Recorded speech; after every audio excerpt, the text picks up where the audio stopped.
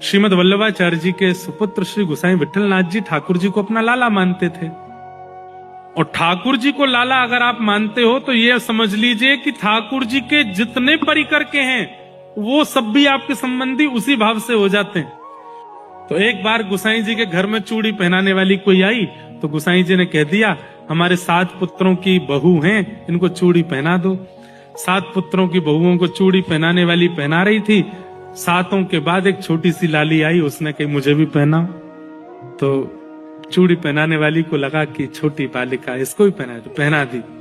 और पहना करके वो गोसाई जी के पास जब वेतन लेने गई तो गोसाई जी बोले, कितने हुए भाई? 7 बहुओं को पहनाए, इसका मतलब 14 भुजाओं में चूड़ी पहनाई, तो उसका कितना हुआ बताओ?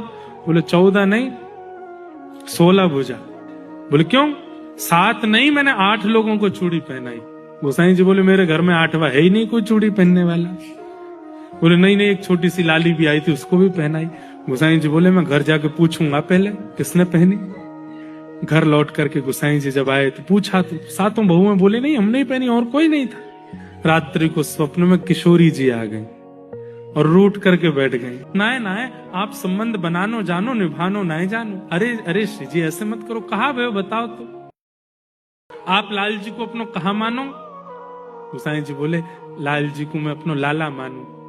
अब जब वे आपके लाला हैं तो लाला की बहू आपकी कौन भाई? तो बहू भाई, जैसे आपके 7 पुत्र हैं वो भी आपके पुत्र हैं, तो मैं आपकी बहू नहीं? और मेरे घर की जब सब बहुएं चूड़ी पहननी, सबसे छोटी बहू चूड़ी पहनवे गई तो आपने चूड़ी पहनावे वाली को मेरे हाथ के चूड़ी पहनावे को पैसा ही नहीं दियो।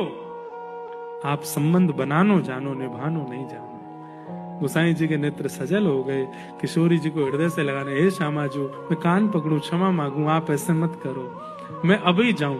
दौड़ करके गए, उसको देख के आए, उसको प्रणाम। बोले अरे तू कितनी बड़ भागनी है। बोले क्यों? अरे वो छोटी लाली कोई और नहीं, वृषभानु नंदिनी किशोरी जी आई, तेरे हाथ से चूड़ी पहन के गए।